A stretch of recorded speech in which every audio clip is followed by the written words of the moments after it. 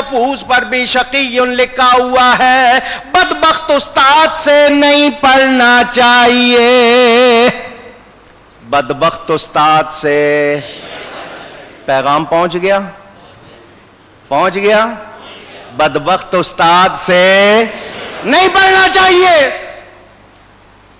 تمہارا استاد بدل دیتے. حضرت صاحب نے یہ فرمایا تو بچوں کے منہ سے بڑا پیارا جملہ نکلا. بچے مجدد صاحب کے تھے, چھوٹے تھے, لیکن جملہ بڑا پیارا نکلا. ابا جان, استاد نہ بدلو, اس کی قسمت بدل دو. استاد نہ بدلو, اس کی. آپ کے پاس آ گیا, یہاں آ کے بھی بدبخت رہے گا, یہاں آ کے بھی بدبخت رہے گا. تو استاد نہ بدلو, اس کی قسمت بدل دو. فرماتے ہیں بچوں کی بات سے میں نے بھی یہی سمجھا کہ یہ اچھا کہہ رہے ہیں, ان کی اچھی بات نکلی ہے. میں نے کہا اٹھاؤ دعا کے لیے ہاتھ. میں نے بھی دعا کی, بچوں نے بھی دعا کی, کیونکہ غوث پاک فرماتے ہیں میری دعا سے تقدیر مبرم بھی بدل جاتی ہے. تو میں نے کہا دعا کرتے ہیں. دعا کی, ابھی دعا کر کے منہ پر ہاتھ نہیں پھیرا, مولانا کے ماتھے پر بھی سعید لکھا گیا, لوح محفوظ پر بھی سعید لکھا گیا. اللہ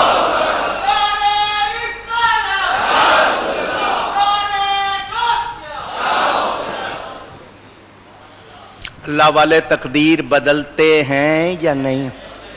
اونچی نگاہ ولی میں یہ تاثیر دیکھی, نگاہ ولی میں یہ تاثیر دیکھی, بدلتی ہزاروں کی تقدیر دیکھی.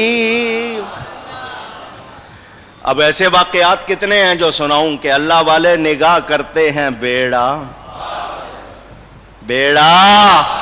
پار ہو جاتا ہے. تو اسی لیے محفلوں میں آ کے بیٹھتے ہیں, مل کے دعا کرتے ہیں, کوئی ایک اچھا ہوا تو اس کے صدقے سب کا کام ہو جائے گا.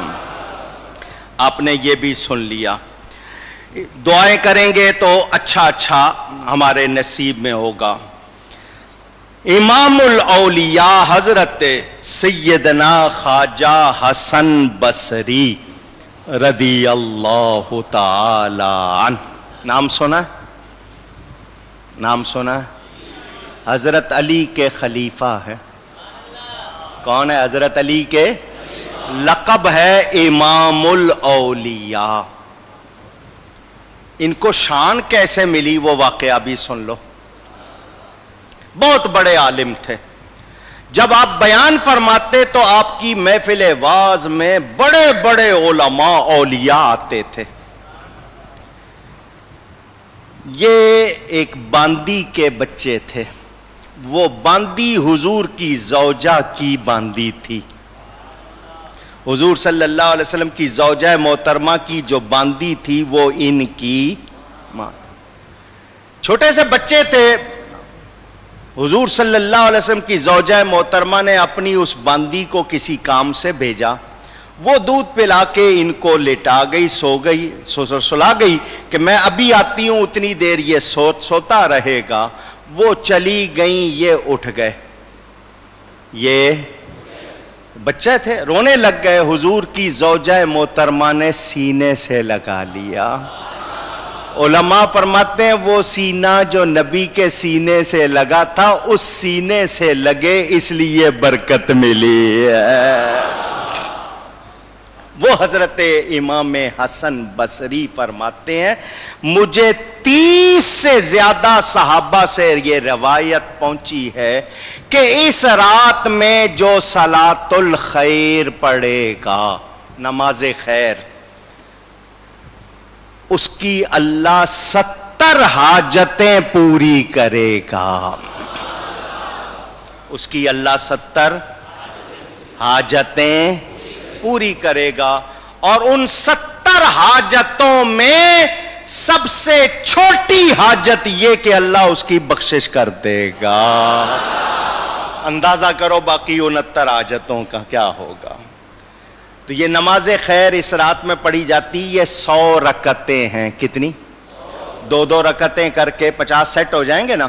تو 100 رکعتیں. ہر رکعت میں سورہ فاتحہ کے بعد 10 مرتبہ قل هو اللہ. بس اتنی سی ہے. جو پڑھ سکے بہت اچھی بات ہے. یہ صلاۃ الخیر.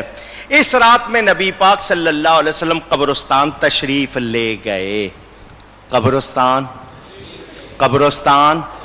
تشریف لے گئے. ان کے لیے دعا فرمائی. حضرت عائشہ وہاں آئیں, ان کو بھی دعا سکھائی.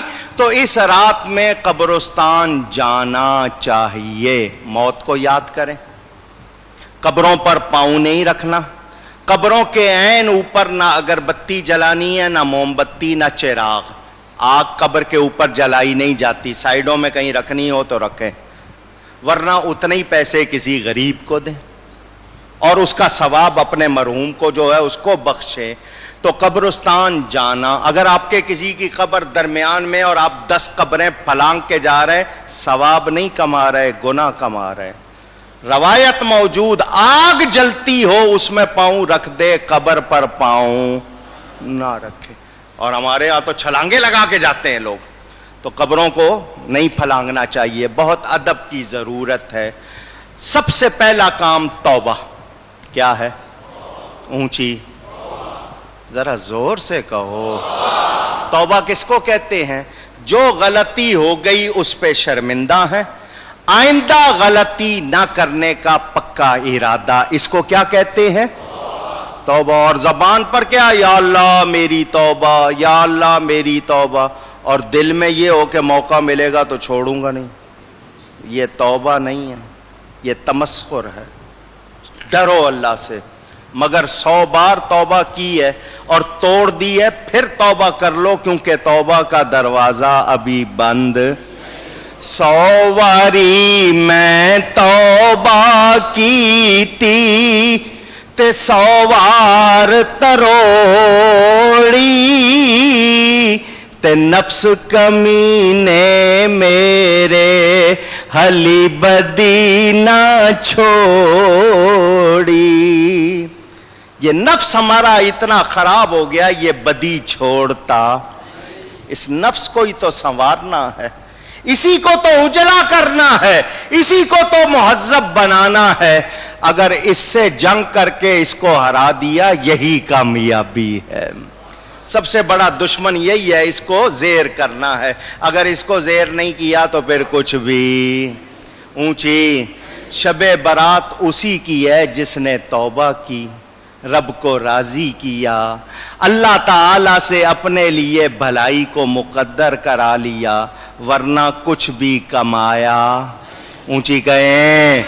تو میں نے اور آپ نے سب نے توبہ کرنی ہے. میں نہیں چاہتا تھا, بہت دیر لگا دی میں نے.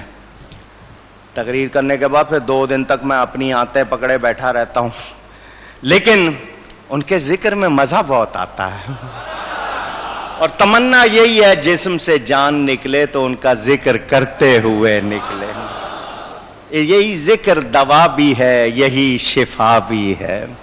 گفتگو میں مجھ سے کہیں کوئی غلطی ہوئی ہو, اللہ کی بارگاہ میں توبہ کرتا ہوں. ہم نے آج بخش